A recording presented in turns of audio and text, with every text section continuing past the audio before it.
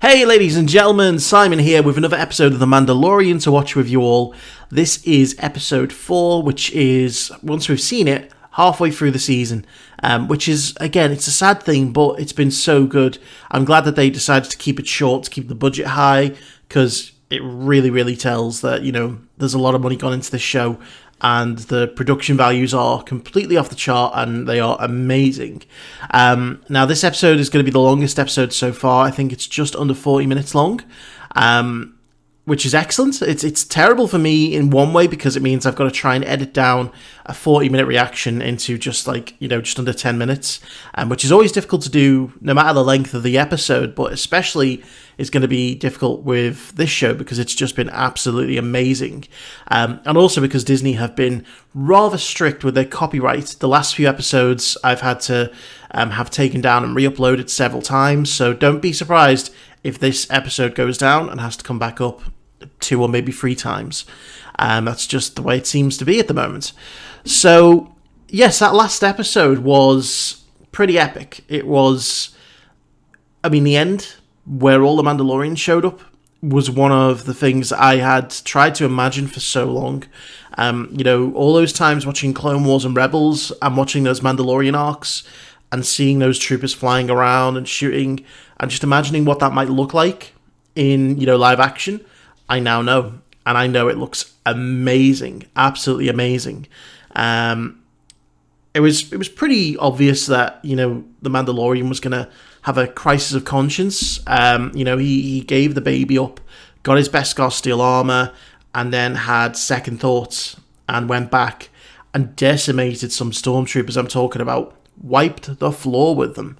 And eventually he rescued the baby, but every single bounty hunter on that planet then got a message to say, kill the Mandalorian, get that baby back.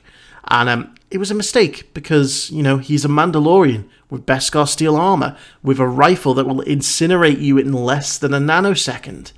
And a lot of people died. Not the Mandalorian. And he eventually got help from his Mandalorian friends who had been hiding away on that planet. And one of the interesting things for me was that the heavy armored Mandalorian, who we saw have a bit of a scuffle with our hero a little bit earlier in the episode, I said during the reaction, I don't think it made it to the final cut, that it sounded like Jon Favreau. And it actually was Jon Favreau. And even more interestingly, he was voicing that heavy Mandalorian is a member of the Vizsla clan. Now, the Vizsla clan, if you're not aware, if you've not seen the Clone Wars, they had a very prominent storyline in the Clone Wars, and kind of carried on into Rebels a little bit. And Pre Vizsla was a character that Jon Favreau voiced. And, there was a lot of big things that happened in that show with that character. So to know that Death Watch, which is the name of the clan, lives on in some form, or at least Clan Vizsla lives on in some form, is pretty cool. And obviously with Jon Favreau voicing him, that again is pretty cool to hear. Everything I wanted to see in live action was there. And it was so good. And, the end of the episode, we saw the Mandalorian face down with, I can't remember his name, but the guy who was giving him his contracts. And, to disable him. And I do believe that the Mandalorian aimed to disable, not kill him. He shot the part of him where it had the Beskar steel armor to knock him out, get him off the ship, and allow him to leave. So there is deeper meaning to everything that Mandalorian does here, and obviously he's willing to get his hands dirty and kill, but he's also got a softer side, and whether it's because Baby Yoda is an orphan and he sees a lot of himself in that situation, who knows? It could just be him being a good guy and feeling guilty. But I've got a feeling that comes a lot into it, especially with the flashbacks that we've been getting to the Clone Wars and the super battle droids, who look way more intimidating than in any other media that we've seen. In the Clone Wars, they kind of looked a little bit cartoonish, which is, not surprising for an animated show. And they never really felt that threatening. In the movies, again, because of the CGI of the time, they didn't look too threatening.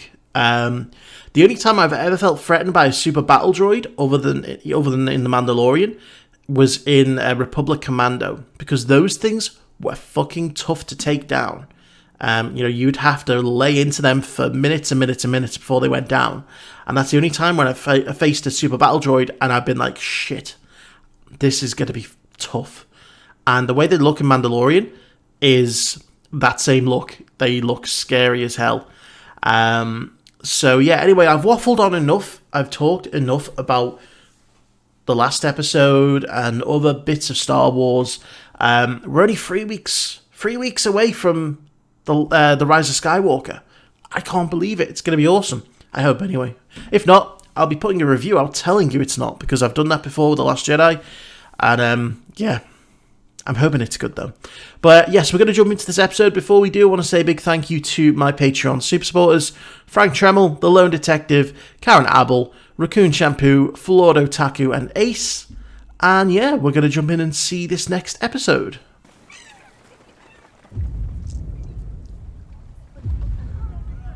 Is that going to be an AT-AT, an AT-ST? I hear the mechanical noises of...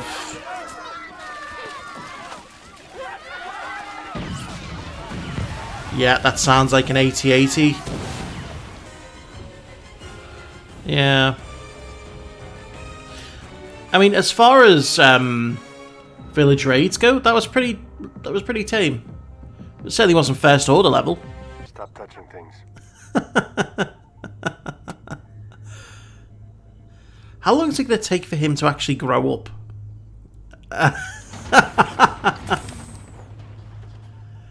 Oh my god, he's just such a little chaos maker. Shouldn't take too long. Are you sure? No, don't touch anything. Yeah, are you sure? Find some lodging, and I'll come back for you. You're leaving a baby in the cockpit of a spaceship. Are you sure about this? Oh my god, it's a loaf cat. It's a loaf cat. I've just seen a loaf cat. I recognize you. That's where they meet. I saw a loaf cat in live action. I will get that broth to you as soon as possible, and I will throw in a flagon of spotchka, just for good measure. This feels like D&D, where you're trying to influence someone to give you information. Oh, she's gone. Oh shit, she can fight.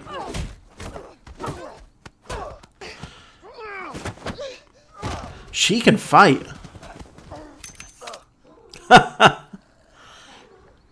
One of us is gonna have to move on, and I was here first. So that's a not so subtle. Get off my planet. Looks like this planet's taken. Well, looks like they're happy to see us. Looks like. Oh my god. I get the feeling that's the genuine reaction of the kids on set. Everyone just automatically ran around him. Can I feed him? Oh my god. That would kill me with cuteness.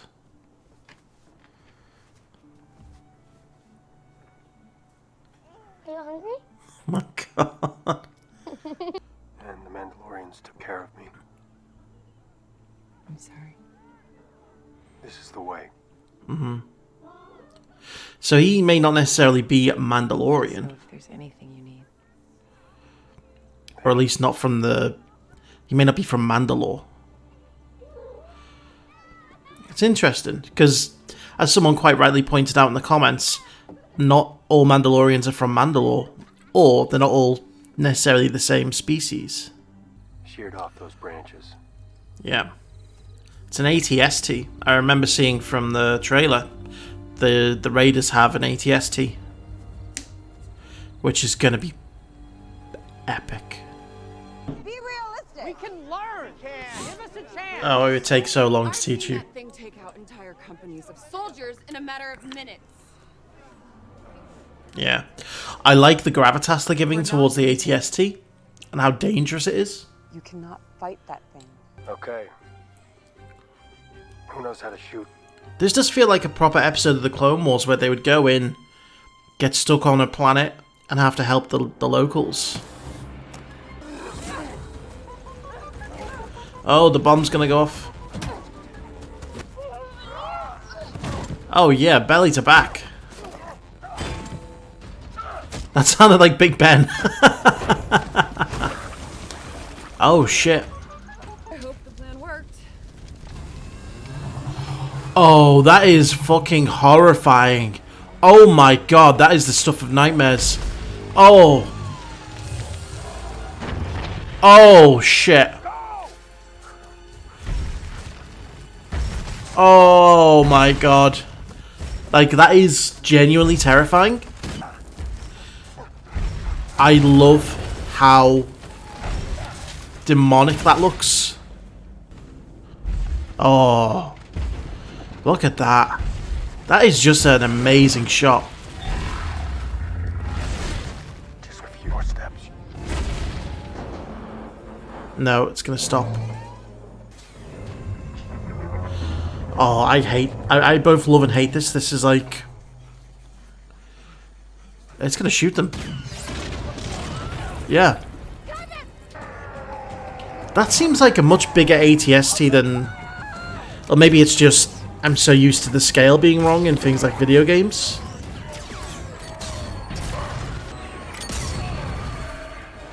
Oh, yes. New plan. What do you have in mind? Give me the pulse rifle. I'll cover you. He's giving her his rifle. Come to mama. That's it. Yeah, step forward. To get a better angle. She's making it move forward to get a better angle.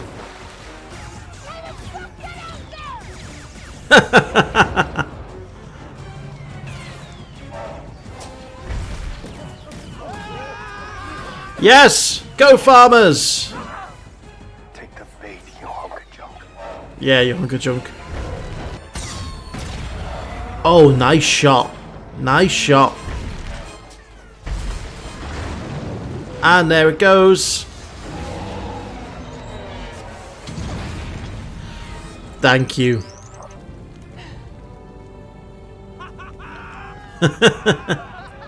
Well done, everyone. Don't eat it. Could be poisonous.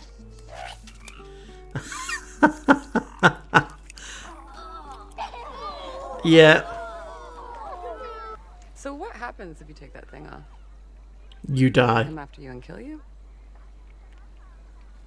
No. You just can't ever put it back on again. Wow. Uh-oh. Oh, that's one of the... informant guys.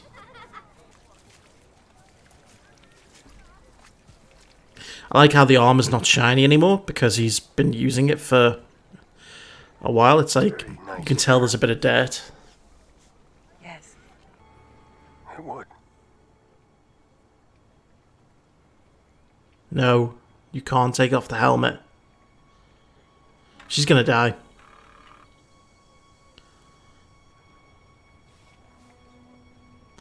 I thought she was gonna get shot. Belong here. Oh shit. Don't you dare shoot that baby.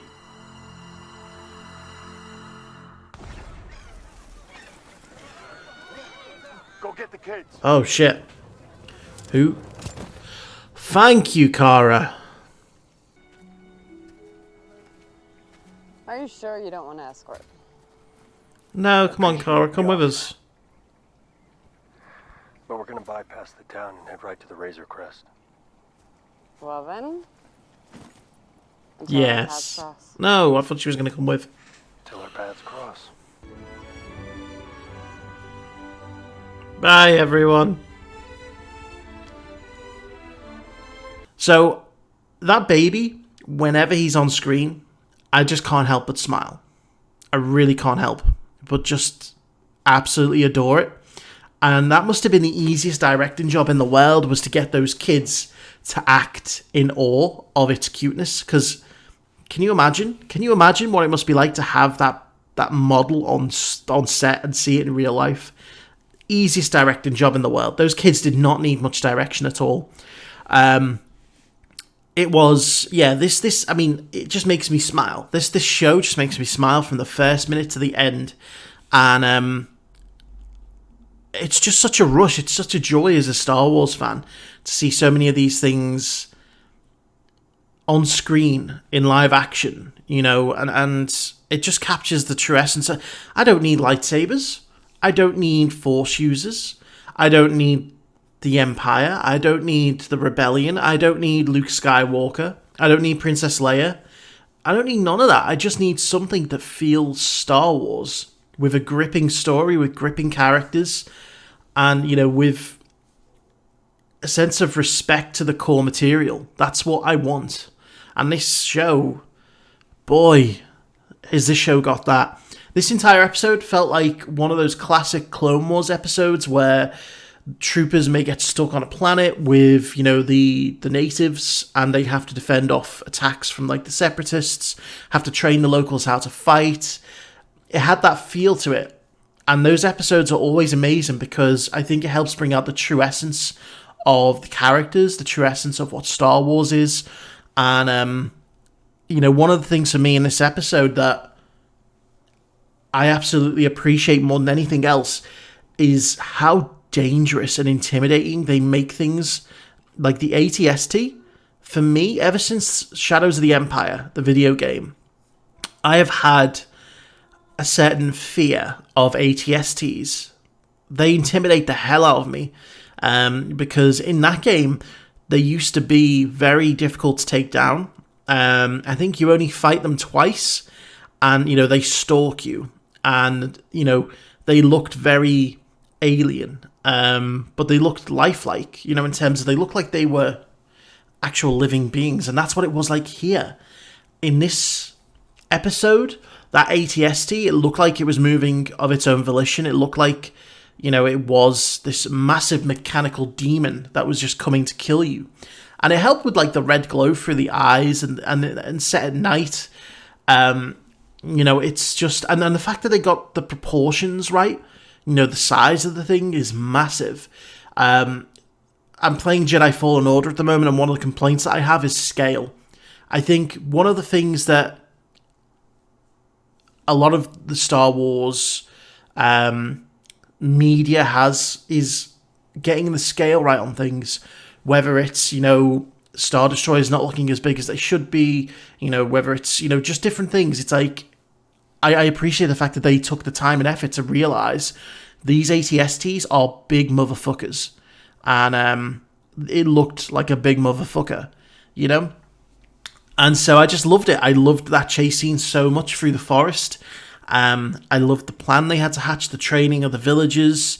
I really hope we get to see Cara Dune again. I get the feeling that they're giving us these character introductions bit by bit by bit, and then at the end of the season they're going to bring them all together. I feel like that's what we're going to see. I feel like we're going to see IG-11 again. We'll see Cara Dune again. We still have to meet Ming-Na Wen's character. We still have to meet the Imperial Moth, who is going to show up. And so there's still a lot of characters to come into this, and I get the feeling that we're all going to get, like, a bit of a reunion at some point. And, you know, yeah, Cara Dune, for me, great character. You know, she looks tough. She is tough. But she's got a bit of a soft side. And, you know, trying to talk the Mandalorian into sticking around and, you know, living a comfortable life, which he could have done. But, again, he has too much respect, I think, for his heritage. And, you know, some interesting things he said here was that the Mandalorians took him in. So I don't know whether that means he's not actually a Mandalorian. I mean, I guess it's like someone said to me in the comments, to be a Mandalorian, you don't have to be from Mandalore. You know, there's various different planets that consider themselves, whether people consider themselves Mandalorians. So whether it's more of a culture thing, and it's kind of like, you know, if you're worthy to don the armor, then you're a Mandalorian. I guess that's the way that they're taking this kind of aspect of it. Where he's actually from and what his actual species is may never be revealed. Just like, you know, I really hope they don't ever show his face. I really want the Mandalorian to be this anonymous, kind-hearted warrior. You know, we don't need to see his face. That's not something we ever need to see. Because I think that as much as seeing someone in the flesh humanizes them, I think in this case, we'd lose some of that mystique around the character. In the same way that you wouldn't want, until the very end, I guess, you didn't want Vader to be unmasked, because your imagination can do so much more than, you know, what reality can do. And I know it's Pedro Pascal. I know what he looks like. You know, I know that it's him under the mask, but I think for the character, it would be best served to not have him unmasked. I saw a loaf cat in this episode. A loaf cat! That's something I never thought I would see in live action. That was amazing. That was kind of like a moment where I was like, shit, they're not just taking the movies as reference. They're taking Rebels and Clone Wars. And you know, obviously Dave Filoni is involved, so he is always going to want to get every little bit of Star Wars involved. He's going to want to respect every little bit of, you know, the source material. And you know, I just thought this was just a great episode to once again show the Mandalorian is someone who is honourable and will help fight those who are oppressed, you know, and those who can't defend themselves. And we met some interesting characters along the way, specifically Cara Dune. And it was just a fun episode. This show is fun. Massively fun. That's all I can say about it. And, you know, it makes me so happy to watch it. You know, I just smile right the way through it. Because it feels right. It feels, you know, they're not just doing it because it's Star Wars. They actually had an idea of what they wanted. You know, it doesn't seem like it's been rushed. It seems like they thought and it's simple. It's a very simple premise. The guy wants to protect the baby. He's doing everything he can. He's trying to hide. And they're meeting these, you know, different challenges along the way and these interesting characters. And these characters are all interesting. A rebel shock trooper, you know? I just love it. I love every minute of it. And I hope you guys do too. I know the response has been massively positive. So, look, I'm not gonna waffle on anymore because I have a tendency to do that, especially when I really enjoy something. So I'm going to leave it there. But so far, first half of this show has well exceeded my expectations, and I had high expectations. And I cannot praise the people behind this enough, and I cannot praise the story enough. And I just want to see it all now. I just want to see it all now, and I want season 2 now. I want everything now. So, anyway, ladies and gentlemen, thank you very much for watching. I do hope you enjoyed that, and I will see you for the next episode.